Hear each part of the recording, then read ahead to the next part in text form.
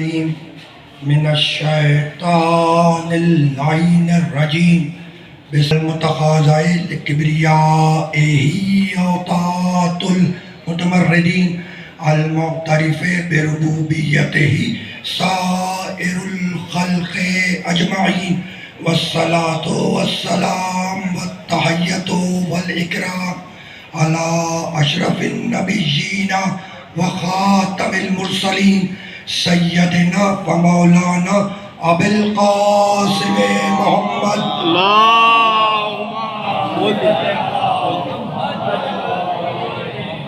وأهل بيته الطيبين الطاهرين المعصومين المظلومين أما بعد فقد قال الله سبحانه وتعالى في محكم كتابه المبين بسم الله الرحمن الرحيم الرحمن علم القرآن خلق الإنسان علمه البيان الشمس والقمر بحسبان والنجم والشجر يسجدان والسماء رفعها ووضع الميزان ألا تطغوا في الميزان صلوات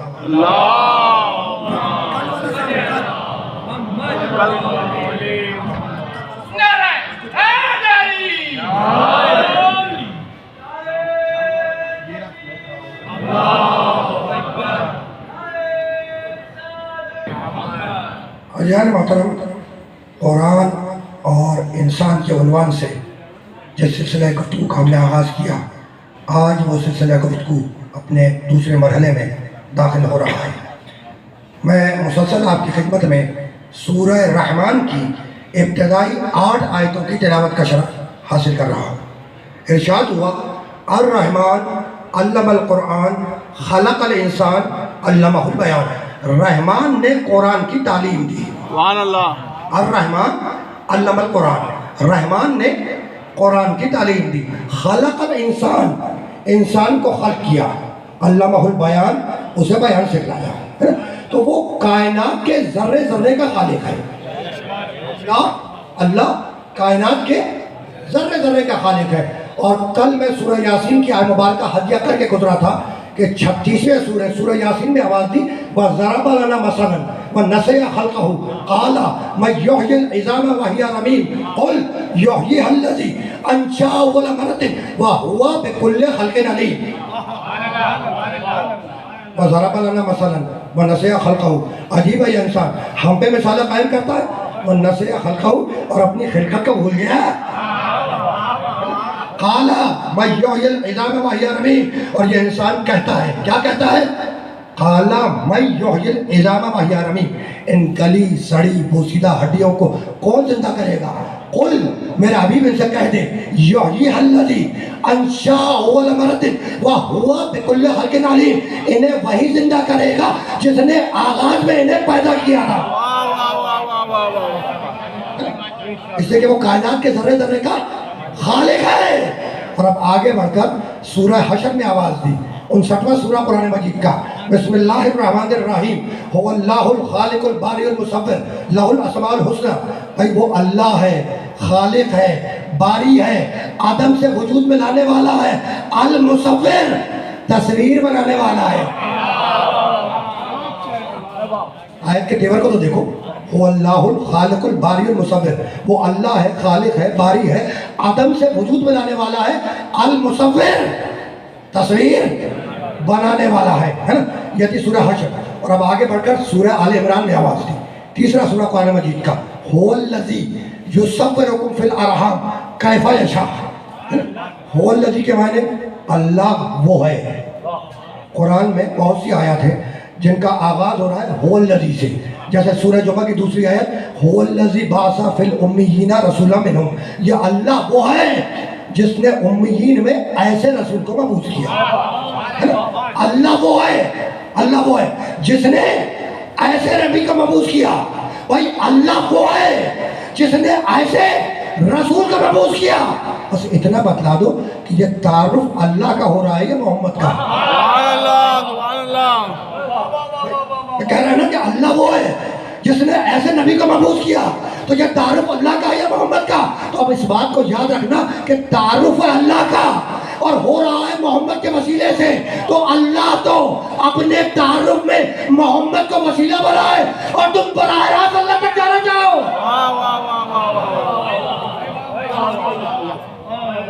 تو هو الذی کے معنی کیا ہے؟ اللہ وہ ہے هو الذی یصورکم فی الارحام کیف یشاء، یہ اللہ وہ ہے، یہ اللہ وہ ہے جو تمہاری ماں کے پیٹ میں بطن مادر میں تمہاری تصویریں بناتا ہے، کیف یشاء جیسی چاہتا ہے ویسی بناتا ہے،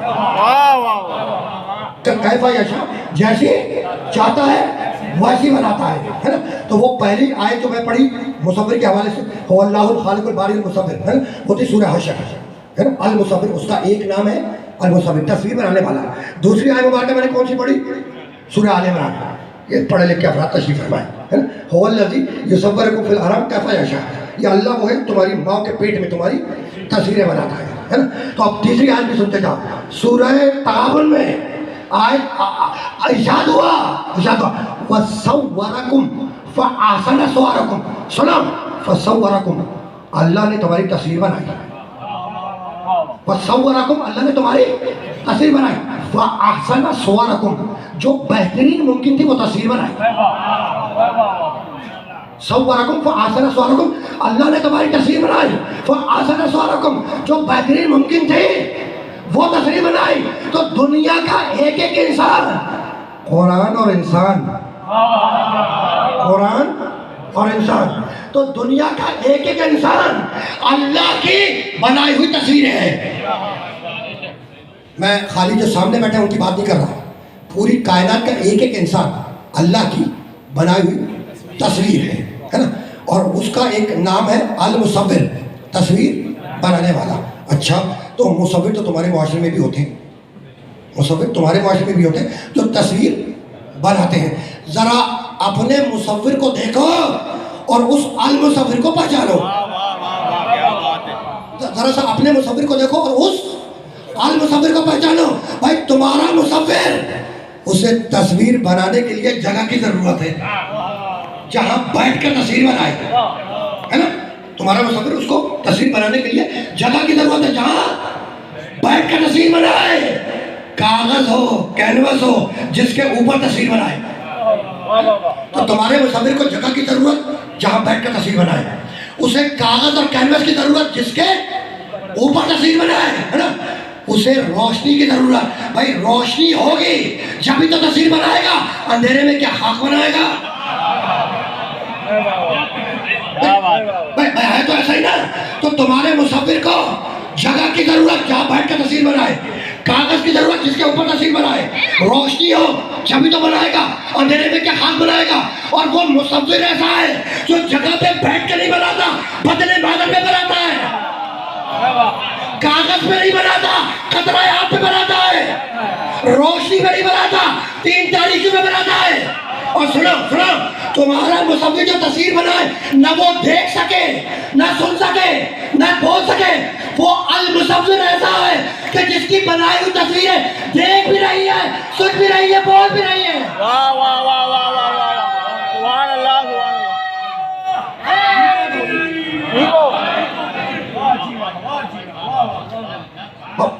باتیں بہت نہیں ہیں نا، مشکل باتیں تو نہیں ہیں نا، بس روکنا نہیں ہے، اس مرحلے سے آگے جانا ہے، لیکن ذرا سا المصور کو پہچان ہے نا۔ وہ کیسا مصور ہے جو جگہ پر بیٹھ کر نہیں بناتا، بطن مادر میں بناتا ہے، کاغذ پر نہیں بناتا، قطرہ آب پہ بناتا ہے، روشنی میں نہیں بناتا، تاریکی میں بناتا ہے نا۔ تو اب بہت توجہ رکھنا، وہ المصور ہے، تمہارے مصور نے ایک تصویر بنائی، رک جانا، وہ ہے المصور ٹھیک، اور تمہارا مصور بھی تصویر بناتا ہے۔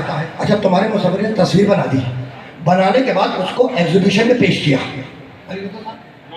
آرٹس کونسل میں ایگزیبیشن ہوگا نا تصویروں کا، تمہارے مصور نے ایک تصویر بنائی اور بنانے کے بعد اس نے ایگزیبیشن بنایا، اس میں نیلام کی، تمہیں تصویر پسند آئی، تم نے اجرت دے کر وہ تصویر خرید لی، تم نے اجرت دے کر۔ شرفا کا طریقہ یہی ہے کہ وہ اجرت دے کر چیز کو لیتے ہیں. اب وہ آئے سمجھ میں آئی قُلْ لَا أَسْأَلُكُمْ عَلَيْهِ أَجْرًا إِلَّا الْمَوَدَّةَ فِي الْقُرْبَىٰ. اگر رسالت کی اجرت دینی ہے تو قربا سے محبت کرو. واہ واہ واہ واہ واہ واہ واہ واہ واہ واہ سبحان اللہ سبحان اللہ. رکنا نہیں ہے. تو تمہارے مصور نے ایک تصویر بنائی, تمہیں پسند ہے, تم نے اجرت رکھی ہاتھ پر, وہ تصویر خرید لی, لے کر آیا. اب کیا کرو گے اس تصویر کا؟ دور حاضر میں لوگ آج کل کیا کر رہے ہیں تصویروں کا, کہاں لگاؤ گے؟ دیوار میں, ڈرائنگ روم پہ لگاؤ گے. تو بھائی تم نے تصویر تو لگا دی دیوار پر, تم نے دیوار پر تصویر لگا دی ہے نا, لیکن خیال رکھنا تصویر کو آگ سے بچانا, تصویر کو آگ سے بچانا ورنہ جل جائے گی, پانی سے بچانا ورنہ رنگ بہہ جائیں گے, ہوا سے بچانا ورنہ تصویر دھندلی ہو جائے گی, مٹی سے بچانا ورنہ تصویر کے رنگ دھیمے پڑ جائیں گے. تو تصویر کے چار ہی دشمن ہیں, آگ, پانی, ہوا, مٹی. اور وہ کیا کمال کا مصور ہے کہ انہی چاروں سے ملا کر انسان بھی بنا رہا ہے, جانور بھی بنا رہا ہے. واہ واہ واہ واہ واہ واہ واہ سبحان اللہ سبحان اللہ. واہ واہ واہ واہ واہ واہ واہ ماشاء اللہ. واہ واہ واہ ہے تو ایسے ہی. نوجوان تو بیٹھے بات پہنچ رہی ہے نا بھائی, ہے تو ایسا ہی کہ تصویر کے چار ہی دشمن ہیں, آگ, پانی, ہوا, مٹی. اور وہ کیا کمال کا مصور ہے کہ ان چاروں سے ملا کے انسان بھی بنا رہا ہے, جانور بھی بنا رہا ہے نا. اچھا دیکھو, مصور تمہارے معاشرے میں تو ہوتے ہیں پروفیشنل مصور ہے نا, لیکن اگر تم مجھ سے کہو کہ ایک تصویر بنا دے, اگرچہ کہ میں مصور نہیں ہوں, لیکن اگر تم مجھے کاغذ قلم دے دو گے تو ایک ٹیڑھی میڑھی تصویر تو میں بھی بنا لوں گا. اگر تم مجھے کاغذ قلم دے دو گے, مجھے یقین ہے کہ تم یقیناً دے دو گے. واہ واہ واہ واہ واہ کیا بات ہے بھائی, مجھے یقین کوئی دے نہ دے. واہ واہ واہ لیکن تم لوگ ہو محمد آل محمد کے چاہنے والے, واہ واہ واہ واہ. تو تم نے مجھے کاغذ قلم دے دیا, ایک تصویر تو میں بھی بنا لوں گا. گول دارہ کھینچوں گا چہرے کے لیے, پھر چھوٹے چھوٹے دارے کھینچوں گا آنکھ کے لیے, ایک لکیر ماروں گا ہے نا باڈی کا ناک کے لیے, ایک چاند نما آنچ بنا دوں گا فوٹو کے لیے. ٹھیک, تو تصویر تو میں نے بھی بنا دی. واہ واہ اگر کہ مصور نہیں ہوں, لیکن ایک تصویر تو میں بھی بنا سکتا ہوں. بنا لی نا میں نے تصویر, لیکن اگر تم فرمائش کرو کہ بالکل ایسے ہی دوسری تصویر بنا دیں, تو اب جو بناؤ گا تو کچھ اور بن جائے گی ہے نا. تم کہو گے بھائی چلے دوسری جو بنائیے ویسے ہی کوئی بنا دے, جب تیسری بناؤں گا تو کچھ اور بن جائے گی. واہ واہ تینوں کی شکلیں بگڑ جائیں گی. واہ واہ واہ واہ واہ واہ واہ واہ واہ واہ واہ. کیوں اس جگہ میں مصور نہیں ہوں ہے نا. وہ کیا کمال کا مصور ہے المصور کہ ایک بارش میں لاکھوں بنا دیے, کروڑوں بنا دیے, اربوں بنا دیے, کھربوں بنا دیے. نظر سے نظر نہیں ملتی, آنکھ سے آنکھ نہیں ملتی, ابرو سے ابرو نہیں ملتی, چہرے سے چہرہ نہیں ملتا, بالوں سے بال نہیں ملتے. بھائی کیا کمال کا مصور ہے کہ ایک بارش میں لاکھوں کروڑوں اربوں کھربوں بنا دیے نا, لیکن نظر سے نظر نہیں ملتی, آواز سے آواز نہیں ملتی. کہیں مل جائے تو الگ بات ہے, کہیں مل جائے, کبھی کبھی ایسا ہو بھی جاتا ہے نا. تو آنکھ سے آنکھ نہیں ملتی, نظر سے نظر ملتی, ہاتھ سے ہاتھ نہیں ملتے, کان سے کان نہیں ملتے, ابرو سے ابرو نہیں ملتی ہے نا. تو وہ جو ایتھیسٹ ہے جو اللہ کو نہیں مانتے, نہیں, اچھا آپ نے زور سے کہا کہ نہیں مانتے, تو اس کا مطلب ہے کہ ہے کوئی لوگ کے اوپر کچھ ایسے بہت سارے لوگ ہیں ایسے جو میرے اللہ کو نہیں مانتے ہیں. یعنی اس میں کوئی دو رائے نہیں ہے.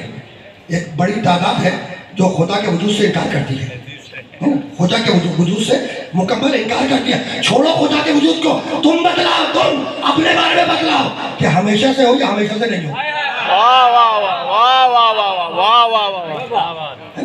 اگر ہمیشہ سے ہو تو کس نے پیدا کیا, کون لایا, اور اگر ہمیشہ سے نہیں ہو تو لانے والے کو مانتے کیوں نہیں.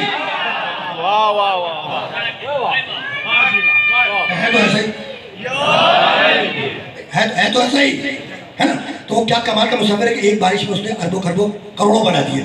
نظر سے نظر ملتی ہے نا, چہرے سے چہرہ نہیں ملتا, آنکھ سے آنکھ نہیں ملتی, ناک سے ناک نہیں ملتی, ابرو سے ابرو نہیں ملتی. امید کر رہا ہوں کہ اس گفتگو کے اس جملے کو مکمل کرنے سے پہلے ساؤنڈ بہتر ہو جائے گا، اس لیے جیسا میں ساؤنڈ چاہ رہا ہوں کل جیسا وہ ایسا ابھی تک ملا نہیں ہے، ٹھیک؟ لیکن آواز مجھے امید ہے کہ باہر تک پہنچ رہی ہوگی، تو میں آگے چل رہا ہوں، روکوں گا نہیں اس مرحلے پر، روکوں گا نہیں، ہے نا؟ اس لیے اگر بات کو روک دیا تو اور کنفیوژن پیدا ہو جائے گی. اور ایک جملہ تو کہوں گا کہ میرے اور تمہارے درمیان کے مائک وسیلہ ہے. واہ واہ واہ واہ واہ. میرے اور تمہارے درمیان مائک وسیلہ ہے. وسیلہ خراب ہو گیا. اچھا سمجھا رہا ہوں تو اور خراب ہو گیا. وسیلہ خراب ہو گیا. جب خراب ہو گیا وسیلہ تو پرابلم کیا ہوئی کہ پیغام ٹھیک سے نہیں پہنچ سکا.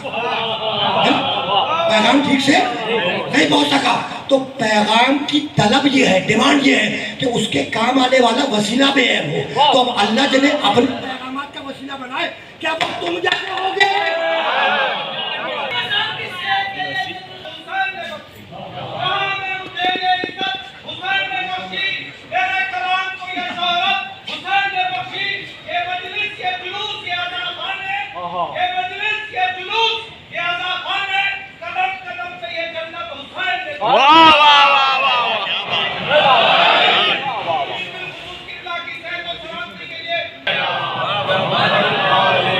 اچھا سنو، خالی جنت ان میں نہیں بخشی، فطر اس کو پر بھی بخشی ہے.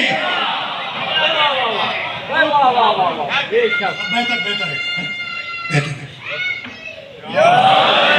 تو کیا کمال کا مصور ہے کہ ایک بارش میں لاکھوں کروڑوں اربوں خربوں بنا دیے. نظر سے نظر نہیں ملتی، آنکھ سے آنکھ نہیں ملتی، ناک سے ناک نہیں ملتی، کان سے کان نہیں ملتے. تو وہ جو بحریہ ہے اللہ کو نہیں مانتا، اعتراض کر سکتا ہے نا کہ کیسا اناڑی مصور ہے کہ جب بناتا ہے ایک نئی تصویر بن جاتی ہے. اعتراض تو ہو سکتا ہے نا بھائی. جو اللہ کو نہیں مانتا وہ تو اعتراض کر سکتا ہے نا کہ بھائی کیسا اناڑی مصور ہے کہ جب بناتا ہے ایک نئی تصویر بن جاتی ہے. تو جانتے ہو آواز قدرت آئی کہ گھبراؤ مت، جب بنانے پہ آؤں گا تو لاکھوں کروڑوں کروڑ بنا دوں گا. آنکھ سے آنکھ نہیں ملے گی، ناک سے ناک نہیں ملے گی. کر رہے ہیں مجھے تو آپ ہی سے پوچھ لیتا ہوں کہ غدیر میں نبی بولا، کیا بولا؟ علی بولا، علی بولا. قرآن میں خدا بولا، کیا بولا؟ خدا کی قسم کتنا پست ہے یہ انسان، کتنا کمزور ہے یہ انسان کہ ایک عورت کے کہنے پر ایک اجنبی کو اپنا باپ مان لے گا، لیکن محمد کے کہنے پر علی کو مولا نہیں مانے گا. علی بولا، علی بولا.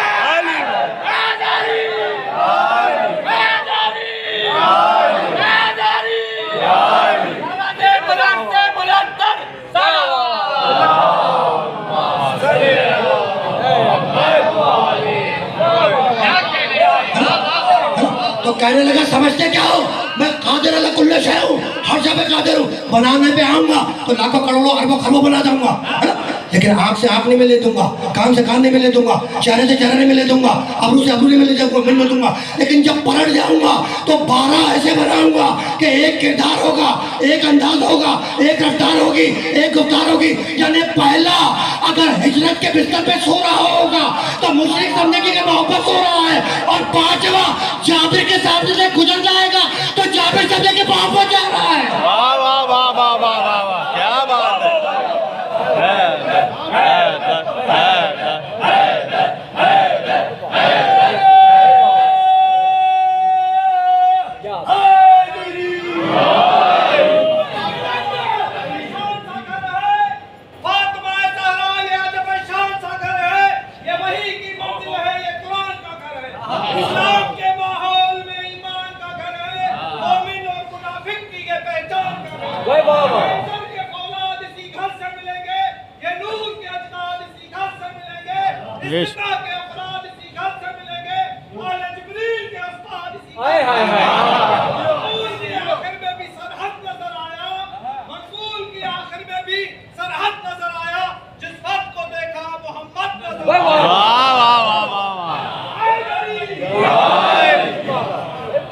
بالکل ایسا ہی ہے.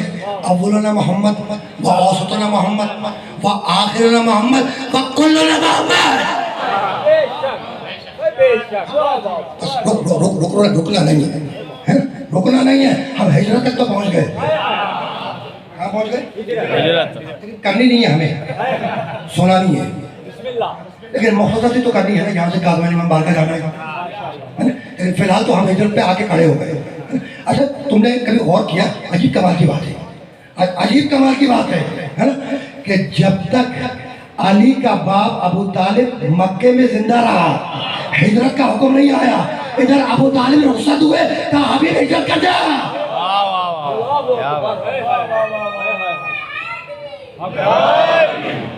ہے تو ایسا ہی ہے نا۔ اور اس کے بعد جب ہجرت کر لی نبی نے، پھر جنگوں کا آغاز ہوا، جنگ پہلی احد نہیں، پہلی بدر، پھر احد ہے نا، وغیرہ وغیرہ، خندق، خیبر، یہ سب ہجرت کے بعد ہونا، ٹھیک ہے، ہجرت کے بعد جنگیں ہوئی۔ جب تک مکے میں ابو طالب زندہ رہا، ہجرت کا حکم نہیں آیا۔ ادھر ابو طالب دنیا سے گئے، کہا حبیب ہجرت کر جا، پھر جنگوں کا آغاز ہے نا، اور مسلمان نے رسول کا دفاع شروع کیا۔ یعنی میں کہنا چاہ رہا ہوں کہ وہ کام جو مکے میں اکیلے علی کے باپ نے کیا، وہ بعد میں پورے لشکر اسلام نے مل کے کیا۔ تو سارا لشکر ایک طرف، ابو طالب کا باپ ایک طرف۔ کیا بات ہے بھائی، اس کے لیے فرماتے ہیں جناب کہ کلمہ نہیں پڑھا۔ اس کے لیے کیا فرماتے ہیں؟ کلمہ نہیں پڑھا ہے، ایسا نہیں ہے کہ نہیں ہے۔ اور کمال کی روایتیں ہیں، اب سچی ہو یا جھوٹی اس پہ بعد میں بات ہوگی، لیکن روایتیں تو ہیں، روایتیں ہیں۔ اچھا جب میرے زبان سے نکل گیا تو سن لو ایک روایت، کہنے لگے کہ جب ابو طالب اپنے مرض الموت میں تھے، ابو طالب علیہ السلام اپنے مرض الموت میں تھے، تو اس وقت یعنی دنیا سے رخصت ہونے والے تھے، تو اس وقت رسول اللہ حضرت ابو طالب کے پاس آئے ہے نا، اور آہستہ سے کان میں کہا، آہستہ سے کان میں، کہ چچا اب بھی وقت ہے، کلمہ پڑھ دیجیے، میں آپ کے جنت میں جانے کی ضمانت دیتا ہوں۔ کان میں کہیے بات، کان میں، یعنی کیسے عجیب لوگ ہیں، یعنی یہ کان کی بات سمجھ میں آ گئی، وہ میدان غدیر کی بات سمجھ میں نہیں آئی۔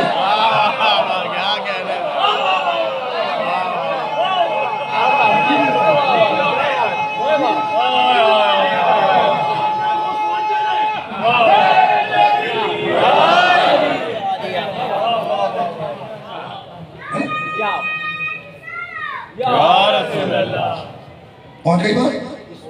مجھے تو آگے جانا تھا، روایت تو سنائی نہیں ابھی تو آغاز کیا ہے نا۔ تو آہستہ سے کہا، آہستہ سے کہ چچا آپ بھی وقت کلمہ پڑھ دیجیے ہے نا، میں آپ کی جنت میں جانے کی ضمانت دیتا ہوں۔ جیسے ہی رسول اللہ نے کہا چچا کے کان میں، انہوں نے منہ کو پھیر لیا ہے نا۔ بڑی کتاب کی روایت سنا رہا ہوں، ہلکی پھلکی نہیں، مضبوط صحیح شریف۔ یہ ذہن میں رہے کہ اگر کتاب کا نام، اگر بہت توجہ رکھنا، یہ ذہن میں رہے، یہ ذہن میں رہے کہ اگر کتاب کا نام شریف ہو تو ضروری نہیں ہے کہ لکھنے والا بھی شریف ہو۔ اور آج کل تو ویسے ہی شریفوں کا زمانہ آ گیا، کچھ ہجرت کر کے کہیں اور چلے گئے، کچھ آ جا رہے ہیں، رکنا نہیں ہے، مجھے آگے جانا ہے نا۔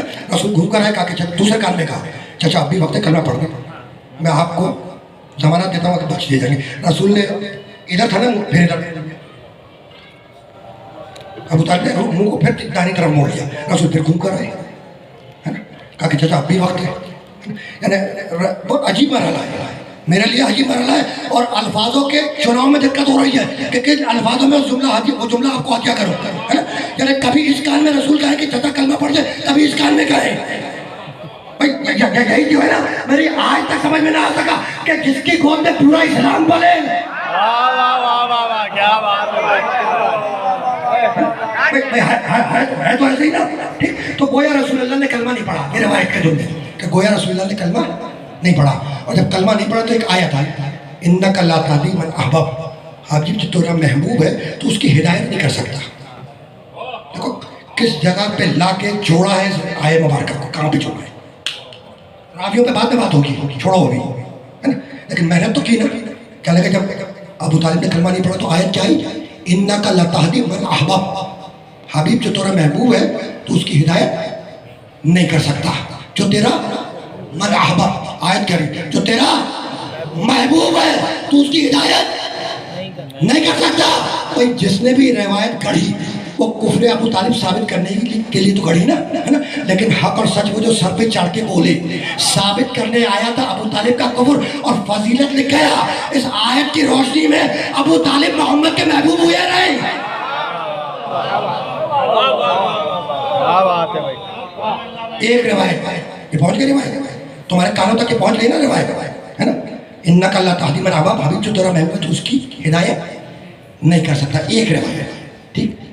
یعنی اس آیت کی روشنی میں ابو طالب پر محمد کے محبوب، اس آیت مبارکہ کی روشنی میں علی کا ابو طالب کا اور محمد کا محبوب. اب اسی کتاب کی دوسری روایت، اسی کتاب کی دوسری روایت، رسول اللہ کو گھیرے بیٹھے ہوئے تھے لوگ، ہے نا؟ اور کہنے لگا یا رسول اللہ، یا رسول اللہ آپ بتائیے کہ قیامت کے دن میرا مقام کیا ہوگا، میں کہاں پر ہوں گا، وہ کہاں پر ہوں گے، اللہ کے رسول یہ کہاں پر ہوں گے، ہے نا؟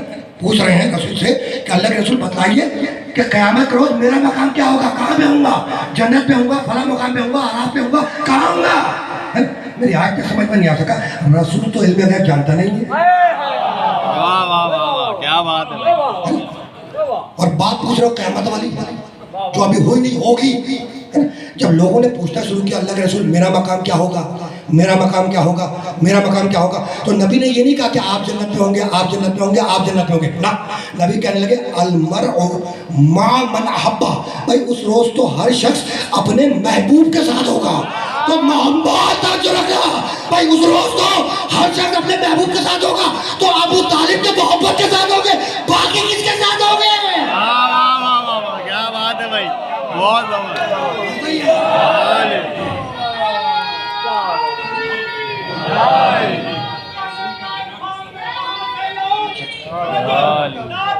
ابھی آیا میں آ گیا.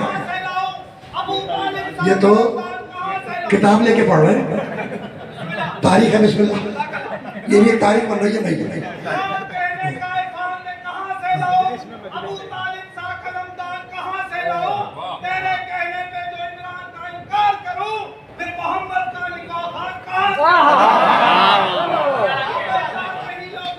مجھے جانا پڑے گا سیاہ نگاہ تک، خطبہ نگاہ.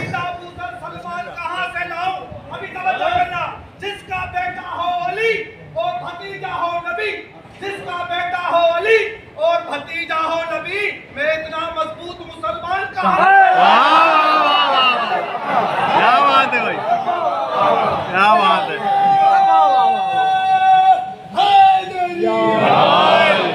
اب دیکھو دو تین چیزیں سامنے آ گئی ہیں، اب انہیں پہ بات کو روکنا ہے. ٹھیک ہے نا؟ ادھر سے بھی آواز آ گئی تھی میرے بزرگ کی کہ یہ بھی تو بتلا دیں سامعین کو کہ نکاح کس نے پڑھایا رسول اللہ کا. اور ان کے کہنے کے فوراً بعد ایسا لگتا ہے ان کی آواز وہاں بھی چلی گئی، انہوں نے وہی شعر پڑھ دیا. ٹھیک، تو مجھے رکنا نہیں ہے. لیکن اب آ گئی بات تو یہ جملے حدیہ کرنے. لیکن ابھی روایت کے اوپر کمنٹس تو دے دوں نا بھائی، روایت تو مکمل ہو گئی لیکن جملہ تو حدیہ کر دوں نا. ٹھیک، روایت کا خلاصہ کیا تھا کہ ابو طالب نے اپنے مرض الموت میں کلمہ نہیں پڑھا.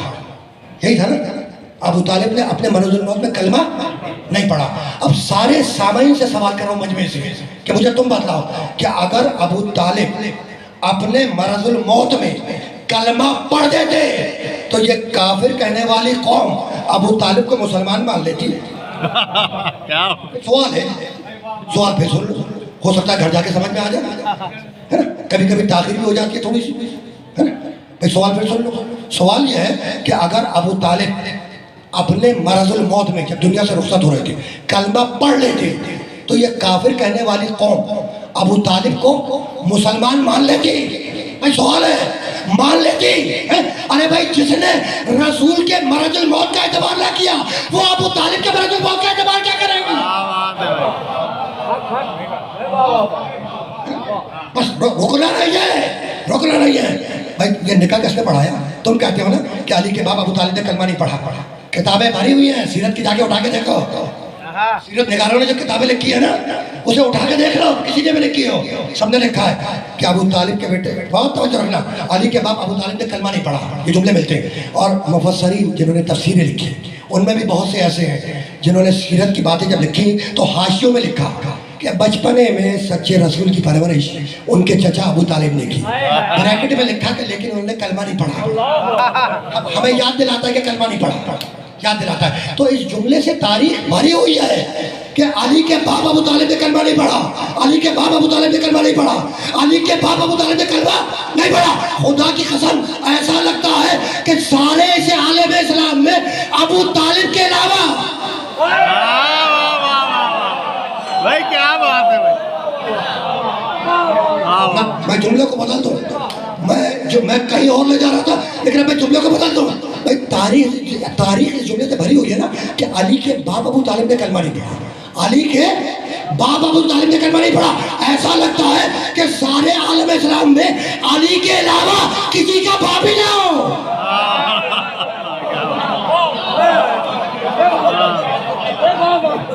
ٹھیک ہے کلمہ نہیں پڑھا سچے رسول کا نکاح تو پڑھا. بھائی کلمہ نہیں پڑھا لیکن سچے رسول کا نکاح پڑھا. دیکھو میرے نبی کی کئی ازواج مطہرہ, کئی ام المومنین ہیں, ازواج مطہرہ کئی ہیں, کل ایک نکاح ابو طالب نے پڑھا ہے. کل ایک نکاح ہے نا. ازواج مطہرات کئی ہیں, کل ایک نکاح, ایک اور پہلا اور ایک نکاح ابو طالب نے پڑھایا. خدیجہ اور محمد کا نکاح, خدیجہ اور محمد کا نکاح, یعنی کئی نکاح ہوئے میرے نبی کے ازواج مطہرات کئی ہیں لیکن کل ایک نکاح کس نے پڑھایا؟ اس نے جس نے کلمہ نہیں پڑھا. ان کی بات عقل کر رہا ہوں ہے نا. اب یہ عجیب بات ہے کہ وہ نکاح جو ابو طالب نے پڑھایا اس سے تو ملتی ہے, باقی کچھ نہیں ملتا.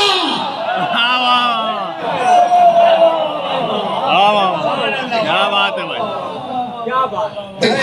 ہے تو ایسا ہی, جو ابو طالب نے کیا پڑھایا اس سے تو اولادیں دکھتی ہیں ہے نا. بس رکنا نہیں ہے. اب جاؤ جا کے دیکھو بڑے بڑے مورخین نے خطبہ نکاح کو محفوظ کیا, آج تک محفوظ ہے نا. ابو طالب نکاح پڑھانے بیٹھے کس کا؟ اپنے بھتیجے محمد کا, جناب خدیجہ سلام اللہ علیہ سے ہے نا. بیٹھ کے نکاح پڑھانے کے لیے اور نکاح کا آغاز ہو رہا ہے. کہنے لگے بسم اللہ الرحمن الرحیم الحمدللہ الذی جعلنا من نسل ابراہیم. حمد ہے اس اللہ کی. کیا کہنے لگے؟ حمد ہے اس اللہ کی. اگر مشرک تھا تو یہ کس اللہ کی ہم پڑھ رہا تھا؟ اور تو کر لیا کرو بھائی, کچھ کہنے سے پہلے اور تو کر لیا کرو ہے نا. کہنے لگے حمد ہے اس اللہ کی جس نے مجھے ابراہیم کا بیٹا بنایا اور ذرا اسماعیل کی نسل میں رکھا ہے نا. تو میں ہاتھ جوڑ کے کہوں کہ یا ابو طالب علیہ الصلوۃ والسلام ہے نا, آپ تو آئے ہیں بھتیجے محمد کا نکاح پڑھانے. نکاح پڑھائیے. یہ اپنی تعریف کیوں کر رہے ہیں کہ میں ابراہیم کا بیٹا, میں ابراہیم کا بیٹا. بھائی نکاح پڑھائیے, اپنی تعریف کیوں کر رہے ہیں ہے نا. تو جانتے ہو بات کیا ہے؟ بات یہ ہے کہ حضرت ابراہیم علیہ الصلوۃ والسلام انہوں نے ایک دعا مانگی, وہ قرآن میں موجود ہے. ابراہیم فرمانے لگے وَجْنُبْنِي وَبَنِيَّ أَن نَعْبُدَ الْأَصْنَامَ, پروردگار میرے بیٹوں کو بت پرستی کی نجاست سے دور رکھ ہے نا. کون کہہ رہا ہے؟ حضرت ابراہیم. کیا کہہ رہے ہیں؟ وَجْنُبْنِي وَبَنِيَّ أَن نَعْبُدَ الْأَصْنَامَ, مالک پالنہار پروردگار میرے بیٹوں کو بت پرستی کی نجاست سے دور رکھ. تو اب ابراہیم کا بیٹا وہ ہوگا جو بت پرستی سے دور ہوگا. تو ہم سمجھ میں آیا کہ خطبہ نکاح میں کہہ رہے ہیں میں ابراہیم کا بیٹا. بتلانا یہی تھا کہ یہ سامنے وارث دین بیٹھا ہے, دین کا لانے والا بیٹھا ہے, شریعت کا لانے والا بیٹھا ہے, محمد رسول اللہ بیٹھا ہے. اس کے سامنے میں دعویٰ کر رہا ہوں کہ میں ہوں ابراہیم کا بیٹا. اگر غلط کہہ رہا ہوں تو ٹوک دے, اگر غلط کہہ رہا ہوں تو ٹوک دے, اور اگر صحیح کہہ رہا ہوں تو یہ بت پرستی کی نجاست مجھ تک نہیں آئی. اب کہیں بھی گئی ہو مجھ تک تو نہیں آئی بھائی, ہو گئی نا بات. اب حضرت ابو طالب نے خطبے میں کیا کہا؟ حمد ہے اس اللہ کی, الحمدللہ الذی, حمد ہے اس اللہ کی جس نے مجھے ابراہیم کا بیٹا بنایا ہے. تو یہ جملہ اس بات کی گواہی دے رہا ہے کہ ابو طالب کون؟ ابراہیم کی اولاد. بھائی جملہ گواہی ہے کہ ابو طالب کون؟ ابراہیم کی اولاد. ابو طالب کون؟ ابراہیم کا بیٹا. اس سے تو انکار نہیں کرو گے نا بھائی, اس سے تو کوئی انکار نہیں کرے گا ہے نا, یہ تو تاریخ میں موجود ہے. تو ابو طالب کون؟ ابراہیم کا بیٹا. ابو طالب کون؟ ابراہیم کی اولاد. اور اب عالم اسلام کا درود میں بھی پڑھتا ہوں, آپ بھی پڑھتے ہیں. بسم اللہ الرحمن الرحیم اللہم صلی علی محمد وعلی آل محمد کما صلیت علی ابراہیم وآل ابراہیم انکا حمید المجید. پروردگار درود میں ابراہیم پر اور اولاد ابراہیم پر.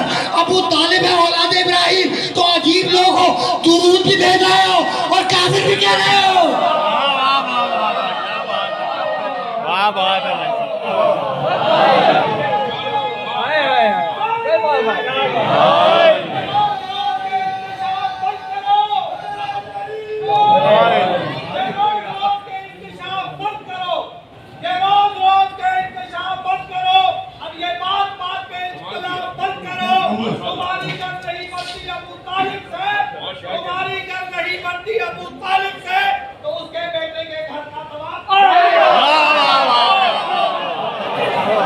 बात है भाई। देखो भाई, ये तवाफ तो बंद नहीं हो सकता है ना। ٹھیک ہے، انہوں نے ایک آرگومنٹ کیا اور شاعر کو حق ہے، آزادی ہے بھائی۔ آپ تو میری بات سے اتفاق کریں گے کہ شاعر کو تھوڑی تو اجازت ہے، بہت زیادہ اجازت ہے نا، ٹھیک، لیکن یہ طواف بند تو نہیں ہو سکتا۔ کیوں؟ اس لیے کہ قبلہ ہے۔ کیوں؟ اس لیے کہ قبلہ ہے۔ کس کا قبلہ ہے؟ مسلمانوں کا، ہے نا۔ کس لیے قبلہ ہے؟ یہ کہ رخ کرو گے اسی طرف جب نماز پڑھو گے، رخ کرو گے اسی طرف جب تم نماز پڑھو گے، ہے نا بھائی، یہی تو ہے نا۔ اور سمتیں کتنی ہیں؟ کتنی ہیں سمتیں؟ 4۔ کون کون سی ہیں؟ مشرق، مغرب، شمال، جنوب۔ کتنی ہو گئی سمتیں؟ 4۔ یہ کراچی سے کعبہ کس سمت پر ہے؟ کراچی سے کعبہ کس طرف ہے؟ مغرب کی طرف ہے نا، مغرب کی طرف ہے نا۔ اگر میں مشرق کی طرف رک کر کے نماز پڑھوں قبول ہوگی؟ نہیں ہوگی۔ اچھا اجازت دو کہ شمال کی طرف رک کر کے اللہ اکبر، قبول ہوگی؟ نہیں ہوگی۔ اچھا بھائی، جنوب کی طرف رک کر کے کہوں اللہ اکبر، نماز قبول ہوگی؟ نہیں ہوگی۔ مغرب کی طرف رک کروں گا قبول ہو جائے گی۔ 3 سمتوں کی طرف جاؤں گا، واہ واہ واہ، کیا کہنے بھائی، واہ واہ واہ واہ واہ واہ۔ بھائی مغرب کا چھوڑ کر باقی 3 سمتوں کی طرف رک کر کے نماز پڑھوں گا، منہ پر یاد دی جائے گی، ایک طرف مغرب کی طرف کروں گا، قبول ہو جائے گی، ہے نا۔ تو کعبے کا طواف تو ضروری ہے نا۔ اور انشاءاللہ ایک آدھ دن بعد ہم کعبے تک پہنچ جائیں گے۔ ابھی تو مجھے علی کے باپ کے اوپر رک جانا ہے، اس لیے کہ بات علی کے باپ تک آ گئی، بات علی کے باپ ابو طالب تک آ گئے۔ کیا بھول گئے؟ 30 پارے کا مشہور معروف سورہ بسم اللہ الرحمن الرحیم، والضحیٰ واللیل اذا سجیٰ ما ودعک ربک وما قلیٰ وللآخرۃ خیر لک من الأولیٰ ولسوف یعطیک ربک فترضیٰ ألم یجدک یتیما فآویٰ ووجدک ضالا فہدیٰ ووجدک عائلا فأغنیٰ فأما الیتیم فلا تقہر وأما السائل فلا تنہر وأما بنعمت ربک فحدث۔ ساری آیتوں کا ترجمہ نہیں کروں گا، ہو سکتا ہے کل انہی آیتوں سے آگے بڑھ جاؤں۔ ابھی تو ایک آیت پیش کرنی ہے نا، ایک آیت، وَلَسَوْفَ يُعْطِيكَ رَبُّكَ فَتَرْضَىٰ۔ حبیب اتنی نعمتیں عطا کریں گے، حبیب تجھے اتنی نعمتیں عطا کریں گے کہ تو ہم سے راضی ہو جائے گا، ہے نا۔ اور اس کے فوراً بعد کی آیت ہے، فوراً بعد کی، أَلَمْ يَجِدْكَ يَتِيمًا فَآوَىٰ، میرے محمد ہم نے تجھے یتیم پایا تو تجھے اپنی آغوش میں لے لیا۔ میرے حبیب ہم نے تجھے یتیم پایا تو تجھے اپنی آغوش میں لے لیا، تیری پرورش کی، تیری تربیت کی، تجھے ٹھکانہ فراہم کیا۔ یہی تو ہے، جا کے دیکھنا تھا جو علم جدید کا یتیمن پاوا۔ حبیب ہم نے تجھے یتیم پایا تو کیا کیا؟ تجھے اپنی آغوش میں لے لیا۔ اللہ قرآن میں کہے کہ یتیمی میں پرورش کرنے والا مائیں، اللہ قرآن مجید میں کہے کہ محمد مصطفیٰ کی یتیمی میں پرورش کرنے والا مائیں، اور ساری تاریخ اسلام لکھے کہ یتیمی میں پرورش کرنے والا وہ جس کے لیے آپ فرماتے ہیں کہ کلمہ نہیں پڑھا، آپ فرماتے ہیں کہ جس نے کلمہ نہیں پڑھا۔ تو میں ہاتھ جوڑ کے مالک سے سوال کروں کہ مالک اپنے سب سے بڑے رسول کو پلوانے کے لیے تجھے کوئی مواہب بھی نہیں ملا؟ یہی تو سمجھانا چاہ رہا ہوں کہ اللہ کہے کہ یتیم میں پرورش کرنے والا میں، اور ساری تاریخ اسلام کیا لکھے کہ یتیم میں پرورش کس نے کی؟ ابو طالب نے، ہے نا۔ تو وہ جو اللہ کی طرف سے محمد کی پرورش پر معمور ہو، اس کے لیے فرماتے ہیں جناب کلمہ نہیں پڑھا، اس کے لیے کیا فرماتے ہیں؟ کلمہ نہیں پڑھا۔ تو بس سوال ہے کہ ابو طالب نے محمد کی پرورش کب کی؟ جب میرا نبی یتیم تھا، جب میرا نبی یتیم تھا۔ تو ابو طالب نے پرورش کب کی؟ یتیمی میں۔ یتیمی میں محمد رسول اللہ کی پرورش کس نے کی؟ ابو طالب۔ یتیمی میں، پھر زور دے رہا ہوں، یتیمی میں جب میرا نبی یتیم تھا تو پرورش کس نے کی؟ ابو طالب نے، ہے نا۔ اور اب وہ آمنہ کا یتیم عبداللہ کا یتیم کہتا ہے نا، انا وکفل الیتیم کہتین فی الجنہ۔ رسول کہتے ہیں کہ مائیں اور یتیم کی پرورش کرنے والا جنت میں ایسے ساتھ ہوں گے جیسے یہ دو انگلیاں. کیا بات ہے. سب نے لکھا ہے اس روایت کو. رسول کیا کہہ رہے ہیں کہ میں اور یتیم کی پرورش کرنے والا کہاتین فی الجنہ, جنت میں ساتھ ساتھ ہوں گے. تو یا رسول اللہ آپ فرما رہے ہیں کہ یتیم کی پرورش کرنے والا جنت میں آپ کے ساتھ ہوگا, تو اللہ کے رسول جس نے آپ کی پرورش کر دی وہ کہاں ہوگا؟ اللہ کے رسول جس نے آپ کی پرورش کر دی وہ کہاں ہوگا؟ کہا بھائی وہ تو میرے ساتھ ہوگا. وہ تو رسول کے ساتھ ہوگا, ہے نا. اب روکوں گا, ایک جملہ ہدیہ کرنا ہے مجھے, اور میں لفظوں کی تلاش میں کن لفظوں میں وہ جملہ تم تک پہنچاؤں گا, ہے نا. اسی آئے مبارکہ پر عالم یتیم کا یتیمن فاوا, حبیب ہم نے تجھے یتیم پایا تو تجھے اپنی آغوش میں لے لیا, پرورش کی, تربیت کی, ہے نا. اور تاریخ اسلام نے تجھے تربیت پرورش کروائی کس سے؟ ابو طالب سے. یعنی اللہ نے اپنے چہیتے نبی محمد کو سپرد کر دیا کس کے؟ ابو طالب کے. پیچھے والے سامنے, اللہ نے محمد کو سپرد کر دیا کس کے؟ ابو طالب کے. اس سے تو انکار کوئی نہیں کرے گا نا. بس رک جاؤ یہاں پر, رک جاؤ, بس اتنا اور بتلا دو, اختتامی مرحلے میں داخل کوئی گفتگو, بس اتنا اور بتلا دو کہ اللہ کی نگاہ میں, نگاہ خدا میں کائنات کی سب سے قیمتی شے کیا ہے؟ عجیب سوال ہے. نگاہ اللہ میں, نگاہ خدا میں کائنات کی سب سے قیمتی شے کیا ہے؟ کون سی چیز ہے اللہ کی نگاہ میں؟ تو میں تم سے کیوں پوچھوں, تمہیں حدیث قدسی کو نہ سنا دوں؟ کیا بھول گئے میرے اللہ کا قول, لو لا کلمہ خلقت الافلاق, میرے محمد اگر تو نہ ہوتا تو میں کائنات کو خلق نہ کرتا. لو لا کلمہ خلقت الافلاق, میرے محمد اگر تو نہ ہوتا تو میں کائنات کو خلق نہیں کرتا, ہے نا. تو نگاہ خدا میں کائنات کی سب سے قیمتی شے ہے اس کا نبی محمد. اللہ کی نگاہ میں محمد سے بڑی کوئی شے نہیں ہے. سب سے قیمتی شے کیا ہے؟ اس کا نبی محمد. تو اللہ نے وہ قیمتی شے کس کے سپرد کی؟ کس کے سپرد کی؟ پیچھے والے کس کے؟ آواز نہیں آئی, کس کے؟ ابو طالب. اب جملہ آپ ہی کو ہدیہ کر رہا ہوں, اور بس یہ آخری جملہ ہے, اس کے بعد گفتگو کو اختتام پذیر کر دینا ہے.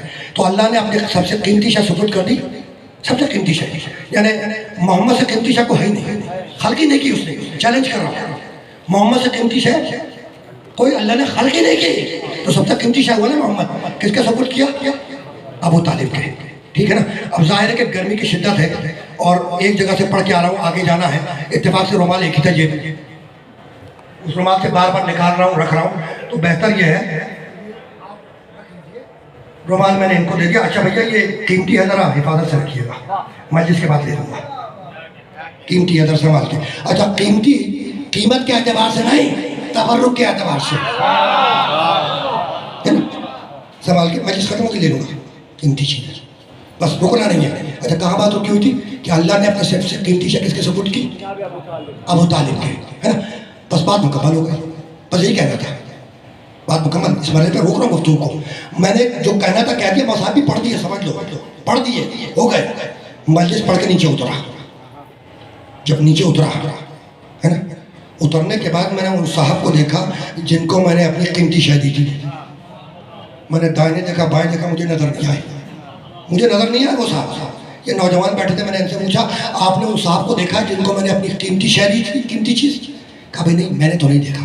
بچے سے پوچھا میں نے بھائی کہ بھائی تم نے ان صاحب کو دیکھا ہے جن کو میں نے اپنی قیمتی شے دی تھی؟ بچے نے کہا نہیں, میں نے بھی نہیں دیکھا, ہے نا. ہوتے ہوتے میں نے اپنے ایک بزرگ سے پوچھ لیا, یہ بزرگ بیٹھے نا بہت سے, یہ سامنے بیٹھے, اور ان کو میں اپنے والد اللہ کے زمانے سے دیکھ رہا ہوں. میں نے ان بزرگ سے پوچھ لیا کہ جناب آپ نے ان صاحب کو دیکھا جن کو میں نے اپنی قیمتی شے دی تھی؟ بزرگ ہے نا, انہیں ڈانٹنے کا حق ہے, اور بڑھاپے میں ویسے بھی غصہ جلدی آ جاتا ہے. تو جیسے ہی میں نے اپنے بزرگ سے پوچھا تو جھنجلا کے کہنے لگے ریاض چوری اگر اتنی ہی قیمتی شے تھی تو کسی ایماندار کے سپرد کرتے.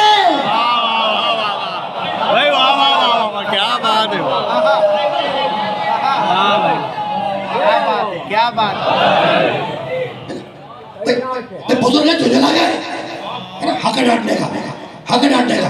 جھنجلا کے کہنے لگے کہ اگر اتنی قیمتی شے تھی تو کسی ایماندار کے سپرد کرتے ہیں. تو جسے اللہ کائنات کی سب سے قیمتی شے سپرد کرے, اب جو اس کے ایمان پہ شک کرے وہ خود بے ایمان ہے.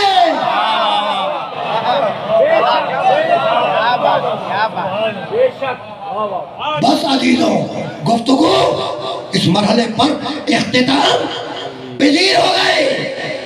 حسین ابن علی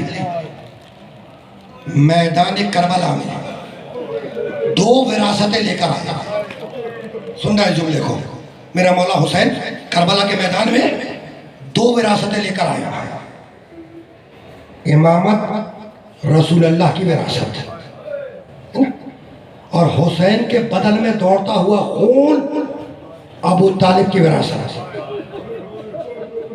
اور یاد رکھنا کہ حسین نے کربلا کی جنگ ابو طالب کے خون سے جیتی ہے۔ کیا عباس کا خون ابو طالب کا خون نہیں ہے؟ کیا علی اکبر کا خون ابو طالب کا خون نہیں ہے؟ کیا قاسم ابن حسن کا خون ابو طالب کا خون نہیں ہے نا؟ کیا خود حسین کا خون ابو طالب کا خون نہیں ہے؟ کیا سید سجاد کا خون ابو طالب کا خون نہیں ہے؟ آ گئی نا بات کربلا والوں تک بات آ گئی۔ تمہیں یاد ہوگا کہ 28 رجب کو قافلہ مدینے سے روانہ ہوا۔ میں تفصیلات نہیں بیان کروں گا، کل ایک جملہ جانتے ہو سواری کی شان کیا تھی؟ کس شان سے نبی کا نواسا شہر مدینہ سے نکلا؟ پہلے کچھ ناکے لائے گئے، انہیں بٹھلایا گیا اور ان ناکوں پر مال و اسباب پار کرائے گئے، وہ ناکے آگے بڑھ گئے۔ پھر کچھ اور ناکے لائے گئے، ان ناکوں پر خیمے، جھولداریاں اور مشقیں پار کرائی گئی، وہ ناکے بھی آگے بڑھ گئے۔ جب سارا سامان سفر پار ہو چکا اور سارے ناکے آگے بڑھ گئے تو اب جو بعد میں ناکے لائے گئے ان ناکوں کے اوپر عماریاں تھیں، ان عماریوں پہ پردے تھے، محمل تھے۔ ایک ناکہ لایا گیا، اسے بٹھلایا گیا، گھر سے کوئی بی بی برآمد ہوئی، اس کے قریبی رشتہ دار نے اس بی بی کا بازو تھاما، اسے محمل میں سوار کرایا، وہ ناکہ آگے بڑھ گیا۔ دوسرا ناکہ لایا گیا، اسے بٹھلایا گیا، کوئی اور بی بی گھر سے برآمد ہوئی، اس کے قریبی رشتہ دار نے شانہ تھاما، اس بی بی کو محمل میں سوار کرایا، وہ ناکہ آگے بڑھ گیا۔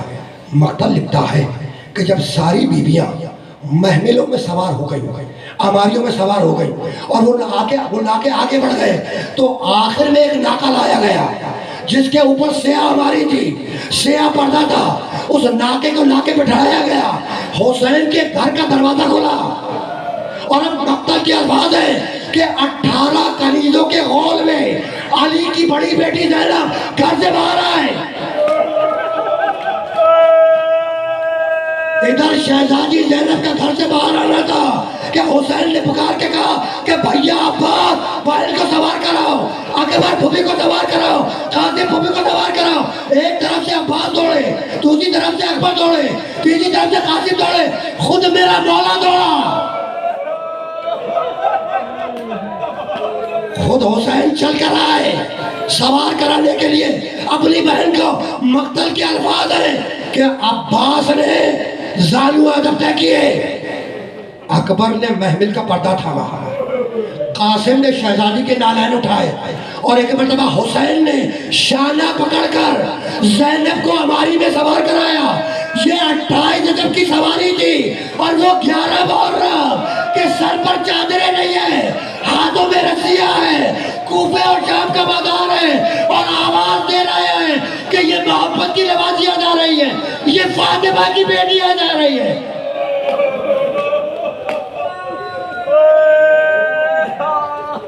اجرکم من اللہ، اجرکم من اللہ۔ قافلہ چلا، قافلہ 28 رجب کو کربلا سے، مدینے سے کربلا کے لیے روانہ ہوا ہے نا، لیکن حسین مکے سے ہوتے ہوئے جائیں گے۔ مقتل لکھتا ہے کہ ابھی قافلہ چند قدم چلا ہوگا، چند قدم، کہ ایک مرتبہ ابو الفضل عباس گھوڑے کو دوڑاتے ہوئے قریب آئے اور آنے کے بعد کہنے لگے کہ مولا اگر مصلحت ہو تو کچھ دیر کے لیے رک جائیے۔ حسین نے عباس کی صورت دیکھی اور کہا بھیا عباس ابھی تو سفر کا آغاز کیا ہے، عباس بات کیا ہے؟ عباس نے زبان سے کچھ نہیں کہا، مڑ کے پیچھے دیکھا۔ حسین نے عباس کی نگاہوں کا تعاقب کیا اور اب جو نگاہ ڈالی تو دیکھا بیمار بیٹی فاطمہ صغریٰ دادی کا ہاتھ تھامے میدان کی طرف چلی آ رہی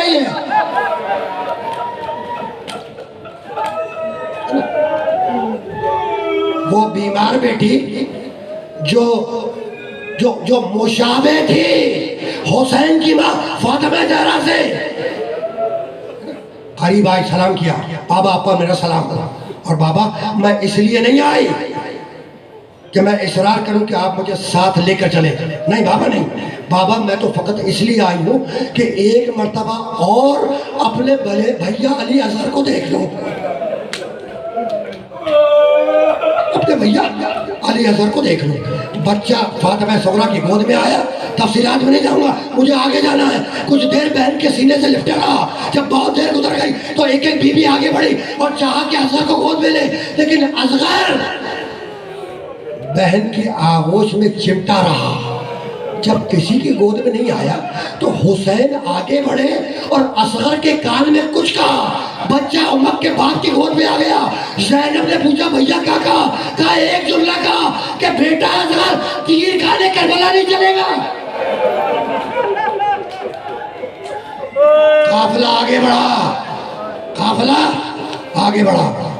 3 شعبان کو وارد مکہ ہوئے، 8 ذی الحج کو حسین نے حج کو عمرے میں تبدیل کیا، اور جب 8 ذی الحج کو مکے سے آگے بڑھ رہے تھے تو عبداللہ ابن عباس رضی اللہ تعالیٰ عنہ انہوں نے آ کر کہا کہ حسین آپ تو جا رہے ہیں، لیکن فرزند رسول اچھا ہوگا کہ آپ اپنے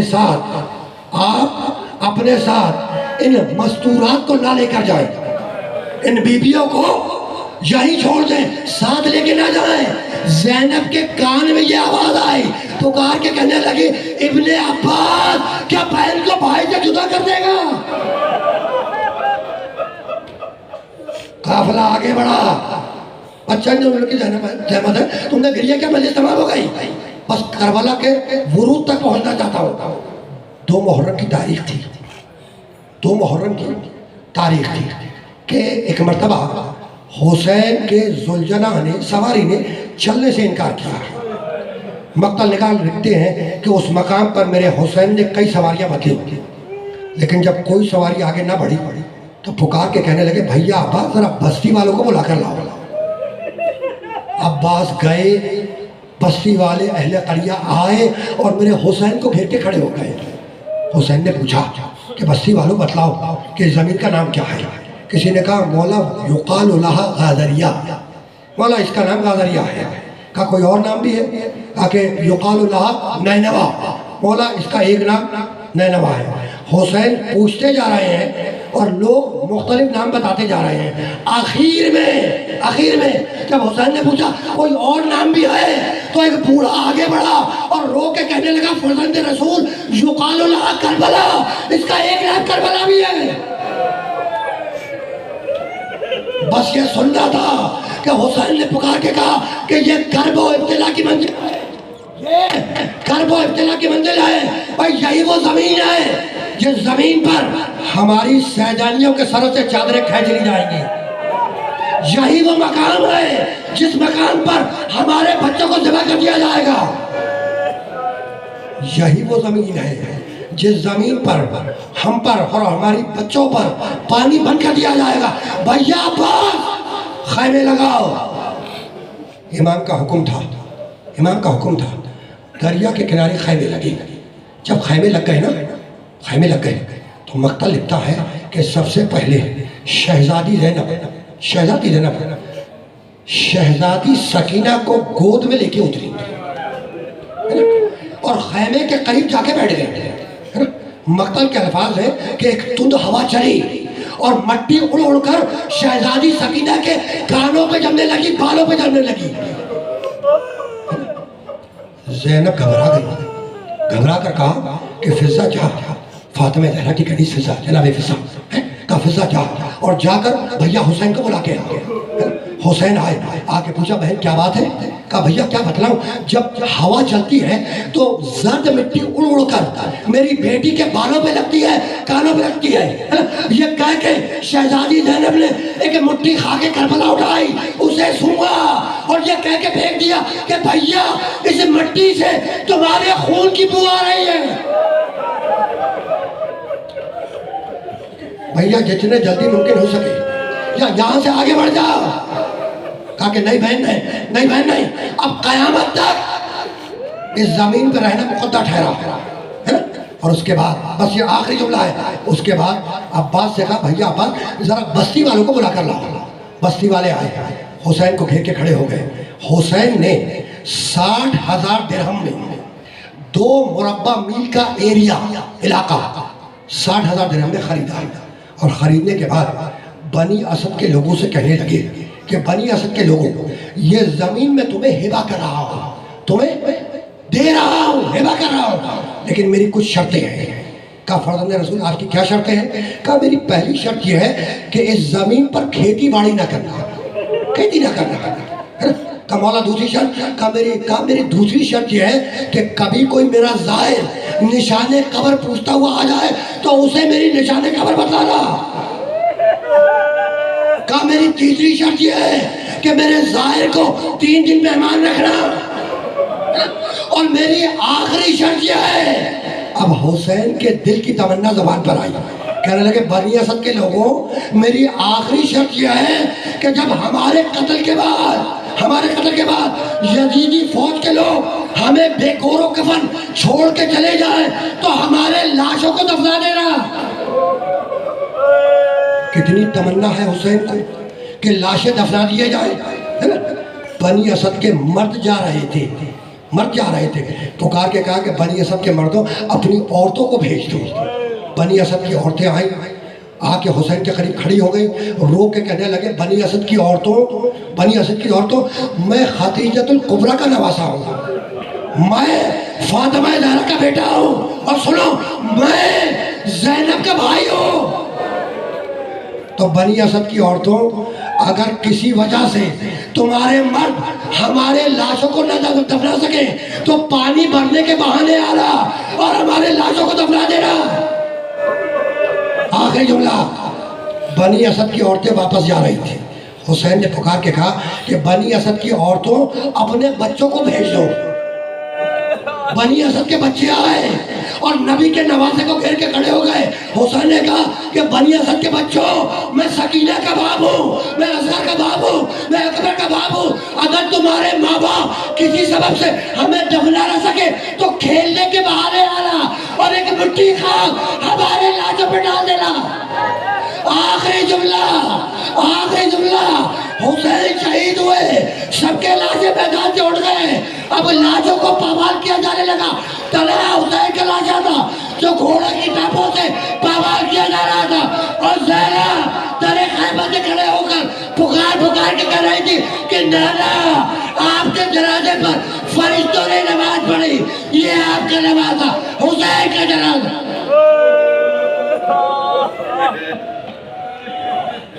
ماتم حسین۔